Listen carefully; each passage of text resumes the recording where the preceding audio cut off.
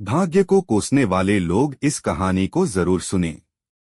एक बार एक इंसान अपनी जिंदगी से बहुत परेशान था। वह हर समय अपने आप को कोसता रहता था कि क्या जिंदगी मिली है मुझे, क्या जीवन है, हर परेशानी मेरे साथ ही है, हर दुख मुझे ही आकर घरता है, हर झंझट मेरे ही सर पड़ती है। एक दिन इसी तरह अपने आप को बैठा हुआ कोस रहा था कि क्या नसीब है मेरा, क्या किस्मत है मेरी, क्या जिंदगी है मेरी कि तभी अचानक एक बाज अपने शिकार को पंजों में दबाए हुए एक पेड़ पर आकर बैठ जाता है और वहीं पर अपने उस शिकार को खाने लग जाता है। यह परेशान आदमी जब उस बाज को देखता है तो कहने लगता है कि क्या जिंदगी है इसकी, क्या जीवन जी रहा है, मजे का, ना इसे खाने की चिंता, ना पीने की, ना पहनने की और ना ही परिवार की शिकार करता है और मस्त खुली हवाओं में कभी इधर घूमता है कभी उधर घूमता है, सारे दिन आसमान में उड़ता रहता है। असल जिंदगी तो यही है, जीवन तो यह जी रहा है। और फिर वह आसमान की तरफ देखकर जोर जोर से चिल्लाता है कि काश मैं भी एक बाज होता तो मुझे भी कोई दुख ना होता, मुझे भी कोई परेशानी ना होती, काश मैं भी एक बाज होता। जब वह 2 से 3 बार जोर जोर से चिल्लाता है कि काश मैं भी एक बाज होता तो मुझे भी कोई दुख ना होता, मुझे भी कोई परेशानी ना होती, तो अचानक आसमान में बिजली कड़कने लग जाती है और आसमान से आवाज आती है कि हे इंसान, क्या यह हमने सच सुना कि तू हमारी दी हुई जिंदगी से परेशान है और तू एक बाज बनना चाहता है। तो इस आकाशवाणी को सुनकर यह इंसान हैरान रह जाता है और आसमान की तरफ देखकर कहता है कि हाँ, मैं सच में अपनी इस जिंदगी से बहुत परेशान हूँ, क्योंकि हर परेशानी मेरे साथ ही है, हर दुख मुझे ही है, हर तकलीफ मेरे ही साथ है। तो आसमान से फिर आवाज आती है कि हे इंसान, एक बार फिर सोच ले, हमने तुझे बड़ी प्यारी जिंदगी दी है, लेकिन अगर फिर भी तू चाहता है कि हम तुझे बाज बना दें तो हम तुझे बाज बना देंगे, लेकिन अगर एक बार हमने तुझे बाज बना दिया तो फिर हम तुझे बाज से इंसान दोबारा नहीं बनाएंगे। तो यह आदमी तुरंत जवाब देता है कि मैंने अच्छी तरह से सोच लिया है कि मुझे बाज ही बनना है और एक बार बाज बनने के बाद मैं दोबारा कभी नहीं कहूंगा कि मुझे इंसान बनना है। तभी ऊपर से आवाज आती है कि जैसे तुम्हारी इच्छा, और वह इंसान बाज बन जाता है। बाज बनते ही वह इंसान खुली हवाओं में उड़ने लगता है, कभी उड़ता हुआ इधर चला जाता है कभी उड़ता हुआ उधर चला जाता है और सोचता है क्या मजे की जिंदगी है, असल जिंदगी तो यही है, ना कोई चिंता, ना कोई परेशानी, ना कोई डर, वह सारा दिन ऊंचे आसमान में उड़ता रहता है।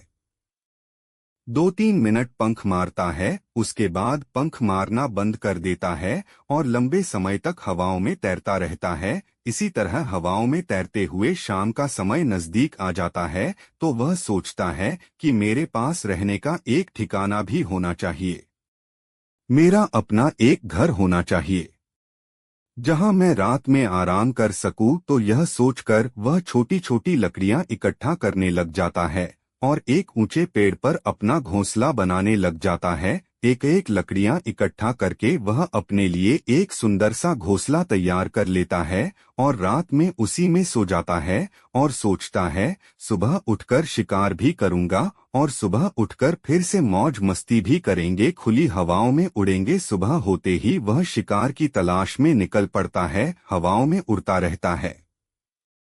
ऊपर से जाकर देखता है कि कहीं जमीन में मुझे कोई शिकार नजर आए तो मैं तुरंत जाकर उसे दबोच लूं और वहीं पर खा लूं, लेकिन उसे कोई शिकार नजर नहीं आता। काफी समय बीत जाता है, वह लगातार ऊंचाई से शिकार को ढूंढता रहता है लेकिन उसे कोई शिकार नहीं मिलता।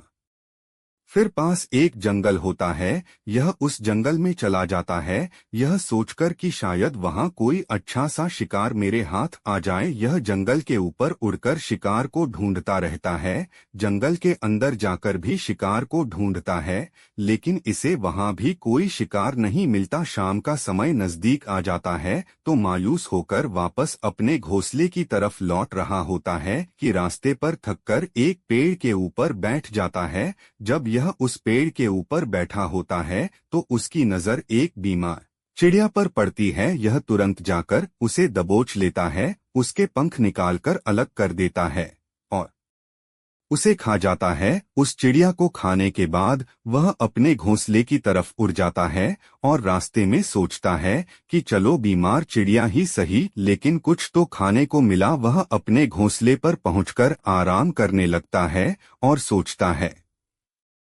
सुबह एक अच्छा सा शिकार पकड़ूं और अपनी भूख मिटा लूंगा। जैसे ही सुबह का प्रकाश होता है, यह निकल पड़ता है अपने शिकार की तलाश में। हवा में उड़ता रहता है, लेकिन आज फिर कोई शिकार इसके हाथ नहीं आता। काफी समय बीत जाता है। यह ऊंचाइयों पर जाकर अपनी तेज नजरों से शिकार को ढूंढने की पूरी कोशिश करता है, लेकिन इसे कोई भी शिकार नजर नहीं आता। फिर यह पास के उस जंगल की तरफ चला जाता है, लेकिन इसे वहां भी कोई शिकार नहीं मिलता। इसी प्रकार पूरे दिन उड़ते उड़ते शाम का समय नजदीक आ जाता है, तो यह निराश होकर वापस लौटने लगता है और रास्ते में एक पेड़ पर आकर बैठ जाता है। सोचता है शायद आज फिर कोई बीमार चिड़िया मेरा इंतजार कर रही हो, लेकिन हर बार किस्मत मेहरबान थोड़ी होती है। आज इसे कोई बीमार चिड़िया नहीं मिलती। यह थक हार कर वापस अपने घोंसले की तरफ चल पड़ता है और घोंसले पर पहुंचकर भूखा प्यासा ही सो जाता है और सोचता है कल सुबह एक बड़ा सा शिकार पकड़ा और आज की भूख भी मिटा लूंगा।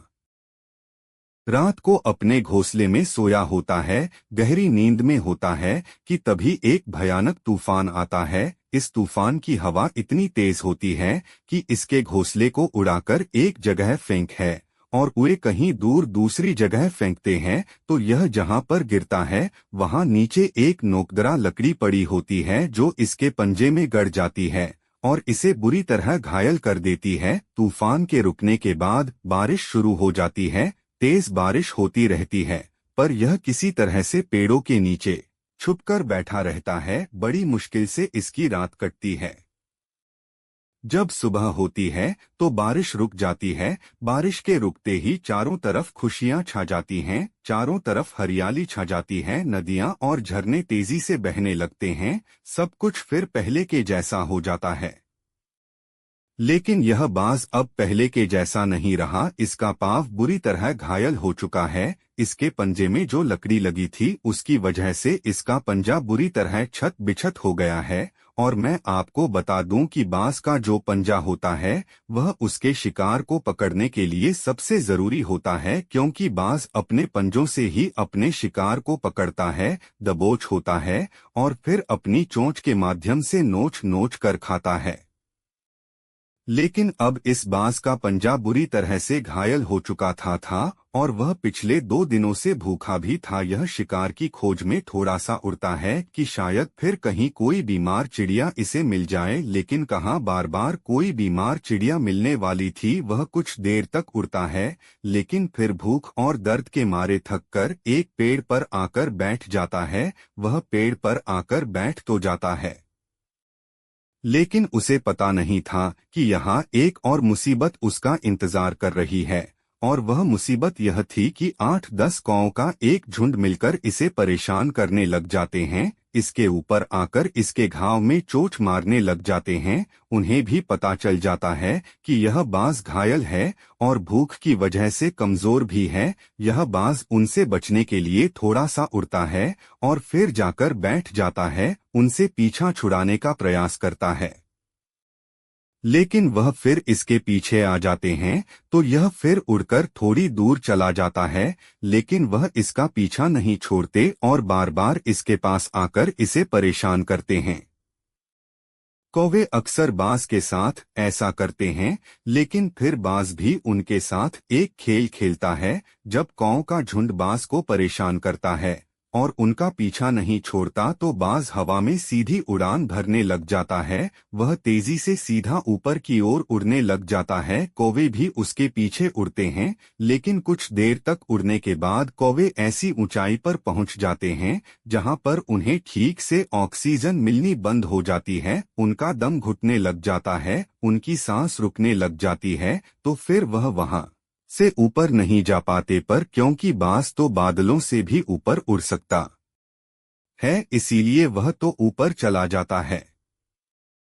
लेकिन कौवे वहां से ऊपर नहीं जा पाते और वो नीचे आने लगते हैं। तो इस तरीके से बाज उनसे अपना पीछा छुड़ा लेता है। लेकिन ऐसा करने के लिए, इतनी ऊंची उड़ान भरने के लिए इस बाज के पास उतनी ताकत नहीं थी, क्योंकि यह भूखा भी था और घायल भी था। तो यह उड़ता और थोड़ी सी दूर जाकर बैठ जाता और कौवे फिर आकर इसे परेशान करने लग जाते। इसी तरह भूख और घायल हालत में एक दिन गुजर जाता है, दूसरा दिन गुजर जाता है, तीसरा दिन गुजर जाता है, लेकिन इस बाज की हालत में कोई सुधार नहीं हो रहा था। वह बद से बदतर होती जा रही थी। चौथे दिन जब यह बिल्कुल खत्म होने पर आ जाता है, इसके अंदर बिल्कुल ताकत नहीं बचती और इसका शरीर इसका साथ छोड़ने लगता है। तो यह किसी तरीके से उड़कर पास ही इंसानों की एक हॉस्पिटल होती है, उसकी छत पर आकर बैठ जाता है और वहां से आने जाने वाले मरीजों को देखता है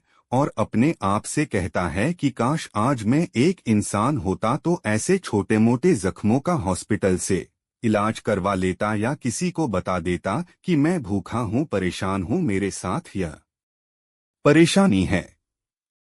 लेकिन आज मैं एक ऐसा बेजुबान परिंदा हूँ जो किसी से कुछ नहीं कह सकता, किसी को अपना दुख नहीं बता सकता, किसी से कोई मदद नहीं मांग सकता। यही बात सोचकर वह उसी छत पे अपना दम तोड़ देता है। वह अपनी जान की कुर्बानी तो दे जाता है, लेकिन साथ ही साथ हमें यह सीख भी दे जाता है कि आपको जैसा बनाया गया है, आप जैसे भी हो उसी में खुश रहो और उसी में बेहतर करने की कोशिश करते रहो, ना कि इस बात से परेशान रहो कि काश में ऐसा होता, काश में वैसा होता, काश मैं यह बन जाऊं। आपको जैसा भी बनाया गया है, आप उसी में अपना सर्वश्रेष्ठ करने का प्रयास करते रहो। दोस्तों, यह कहानी तो काल्पनिक है, लेकिन हमें जीवन का एक बहुत ही महत्वपूर्ण नियम सिखा कर जाती है कि हम जैसे भी हैं, अच्छे हैं, बस हमें उसी में अपना सर्वश्रेष्ठ करने का प्रयास करते रहना चाहिए।